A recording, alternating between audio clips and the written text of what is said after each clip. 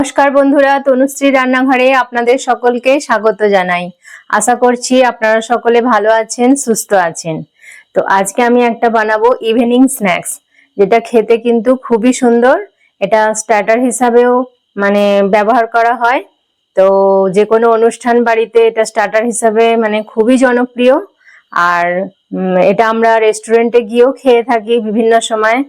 তো এটা যদি বাড়িতেই খুব সহজেই বানিয়ে ফেলা যায় তাহলে কিন্তু খুব ভালো হয়। তো আমি আজকে সেই খুব সহজ পদ্ধতিতেই বাড়িতে কিভাবে আপনারা পনির টিক্কা বানাতে পারেন সেটাই আমি আজকে দেখাবো। তো তাহলে চলুন পনির টিক্কা বানানো শুরু করা যাক।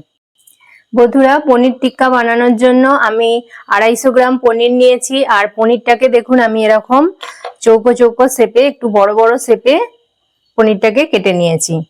এইভাবে চৌকো করে বড় করে কাটলে কিন্তু মানে দেখতে খুব সুন্দর হয় আর খেতেও ভালো হয়। তো তাহলে আমি পনিরটা এখানে সরিয়ে রাখছি। আর নিয়েছি ক্যাপসিকাম। আর ক্যাপসিকামটাকে দেখুন বড় বড় করে আমি ডুমো ডুমো করে কেটে নিয়েছি। সব মানে এগুলোই বড় বড় করে একটু কাটতে হবে। আর নিয়েছি পেঁয়াজ। পেঁয়াজগুলোকেও দেখুন আমি এরকম বড় বড় করে কেটে নিয়েছি। লাগবে হচ্ছে টক দই। টক দইটাকে আমি জল ঝরানোর জন্য এরকম ছাঁকনিতে দিয়ে রেখে দিয়েছি। দেখুন কতটা জল বেরিয়েছে। তো এরকম কিন্তু জল ঝরিয়ে নিতে হবে টক দইটাকে, তবে কিন্তু বাইন্ডিংটা ভালো হবে।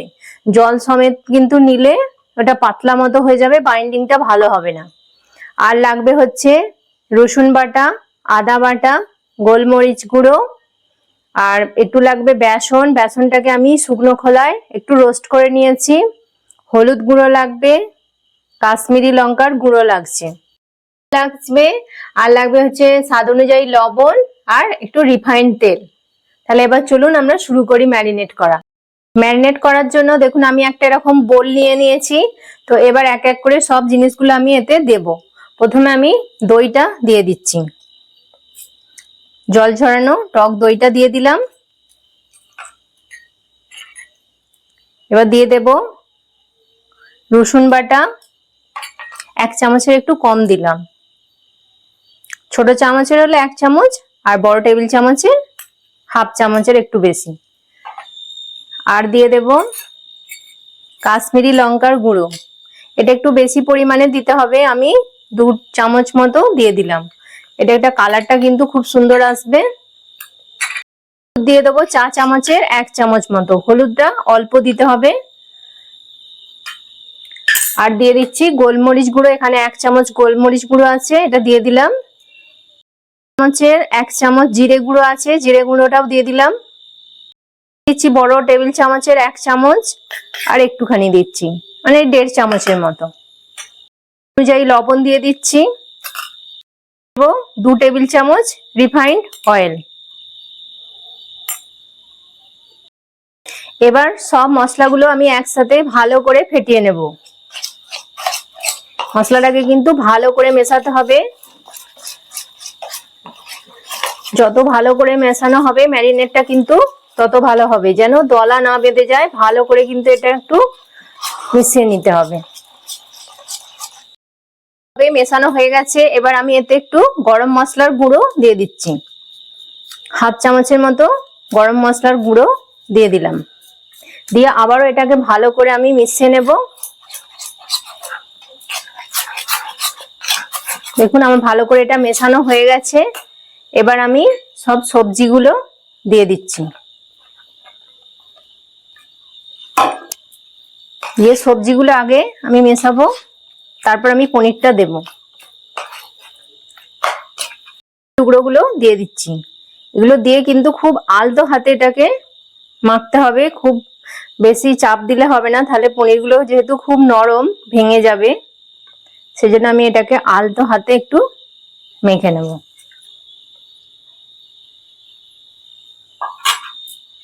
এইভাবে আলতো হাতে ভালো করে মশলাটাকে পনিরের গায়ে কোটিং করে দিতে হবে।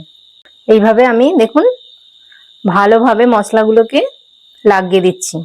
সবজি এবং পনিরের গায়ে ভালো করে যত ম্যারিনেট করা হবে তত কিন্তু পনিরটা খেতে ভালো হবে।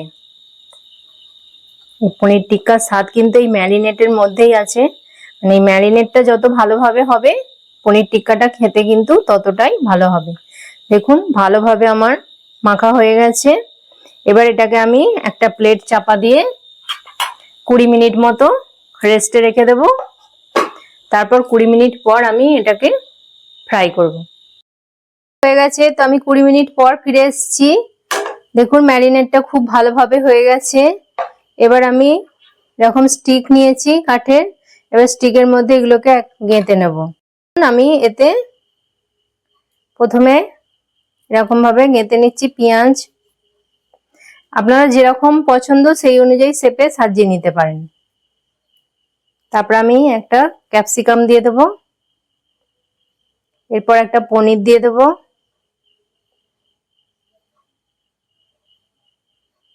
এইভাবে দেখুন যেরকম আপনাদের ভালো লাগবে সেই অনুযায়ী সাজিয়ে নেবেন। আবার একটা ক্যাপসিকাম দেব, একটা পনির দিয়ে দেব। দুটো পনির গাঁথা হয়েছে, আবার আমি পেঁয়াজ দিয়ে দিচ্ছি। খুবই সহজ, এইভাবে খালি একটা করে পেঁয়াজ একটা করে ক্যাপসিকাম এভাবে দিয়ে আর পনিরটা দিয়ে দিলি দেখুন কত সুন্দর লাগছে। দেখুন আমার সব বেগটা রেডি হয়ে গেছে। এইভাবে আমি সব স্টিকগুলোই আমি সাজিয়ে নেব। আমি সব রেডি করে নিয়েছি, একদম কত সুন্দর লাগছে দেখতে। সব আমার রেডি হয়ে গেছে, স্টিকের মধ্যে সব গাঁথা হয়ে গেছে। তো এবার আমি এগুলোকে ফ্রাই করব। ফ্রাই করার জন্য আমি একটা এরকম ননস্টিকের প্যান নিয়েছি। এবার আমি গ্যাসটা জ্বেলে নিচ্ছি, নিয়ে প্যানটা আমি বসিয়ে দিলাম। ওই প্যানটা একটু মোটামুটি হালকা গরম হবে, তারপর আমি বাটারটা দেবো। এটা শ্যালো ফ্রাই হবে, কিন্তু খুব বেশি বাটার দেওয়ার দরকার নেই। আমি 1 চামচ মতো বাটার দিলাম, দিয়ে এবার বাটারটাকে ভালো করে একটু মেল্ট হয়ে যাবে। তারপর আমি ওইগুলোকে বসিয়ে দেবো এক এক করে। দেখুন বাটারটা ভালোভাবে মেল্ট হয়ে যাচ্ছে, এটা ভালোভাবে মেল্ট হয়ে গেছে। এবার আমি স্টিকগুলো এক এক করে বসিয়ে দেব। দেখুন এইভাবে আমি বসিয়ে দিচ্ছি।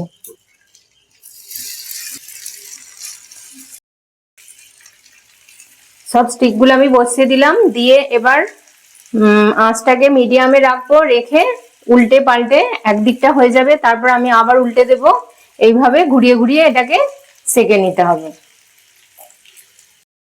হয়ে গেছে, এবার আমি উল্টো পিঠে উল্টে দিচ্ছি। দেখুন এক পিঠটা এবার কালার আসতে শুরু করেছে, আস্তে আস্তে অনেকটা সেকা হয়ে গেছে। এইভাবে উল্টে উল্টে দিতে হবে। তো আমি এবার এই পিঠটা উল্টে দিচ্ছি। চতুর্দিকটা এইভাবে ঘুরিয়ে ঘুরিয়ে কিন্তু একটু টাইম নিয়ে এটাকে সেকতে হবে, আর আঁচটাকে কিন্তু একদম লোয়ে রাখতে হবে, নালে কিন্তু পুড়ে যাবে, কিন্তু সেকা হবে না ভালোভাবে। তো এই দিকটা হতে থাক, আমি এইভাবে আবার কিছুক্ষণ এটাকে রাখবো, তারপর আবার উল্টে নেব। বন্ধুরা দেখুন আমার একদম পনির টিক্কা রেডি। দেখছেন কত সুন্দর দেখতে হয়েছে, যেমন আমরা রেস্টুরেন্টে বা হোটেলে গিয়ে খেয়ে থাকি সেরকম একদম ডিটো ওরকমই দেখতে হয়েছে। আর মশলাটা কত সুন্দর দেখছেন গায়েতে পনিরের লেগে আছে, একদম কালারটাও দুর্দান্ত এসছে। আর পনিরগুলো দেখছেন একদম নরম সফট, কত সুন্দর ভাবে এটা সেকা হয়েছে। তো এবার আমি এটাকে একটা প্লেটিং করে নেব। বন্ধুরা তাহলে আমার এই রেসিপিটি আপনাদের কেমন লাগলো, আশা করছি আপনাদের ভীষণই ভালো লেগেছে। আর একবার অনুরোধ থাকলো আপনাদের কাছে যে একবার এইভাবে পনির টিক্কা বানিয়ে বাড়িতে খেয়ে দেখবেন, আর কেমন হয়েছে আমাকে প্লিজ কমেন্ট করে জানাবেন। আশা করছি ভালোই লাগবে, কারণ খুবই সুন্দর হয় এটা খেতে, দারুণ দুর্দান্ত। দেখুন একদম হোটেল রেস্টুরেন্টে যেমন আমরা খাই ঠিক সেরকমই হয়েছে, খুবই সফট আর খেতে খুবই সুস্বাদু। তো আমার এই রান্নার রেসিপি যদি আপনাদের ভালো লেগে থাকে তাহলে লাইক করবেন, কমেন্ট করবেন, আর তনুশ্রী রান্নাঘর চ্যানেলটিকে অবশ্যই সাবস্ক্রাইব করে দেবেন। আমার চ্যানেলে নতুন বন্ধু হয়ে থাকলে অবশ্যই চ্যানেলটাকে সাবস্ক্রাইব করার অনুরোধ রইল। আর এইভাবেই আমার পাশে থাকবেন, আমার সাথে থাকবেন, আমাকে একটু সাপোর্ট করবেন। আর প্লিজ আমার এই রেসিপিটি আপনার বন্ধু বান্ধবদের মধ্যে প্লিজ শেয়ার করে দেবেন। আর ততক্ষণ আপনারা ভালো থাকবেন, সুস্থ থাকবেন। আপনাদের সাথে দেখা হবে নতুন একটি রান্নার ভিডিওতে। নমস্কার।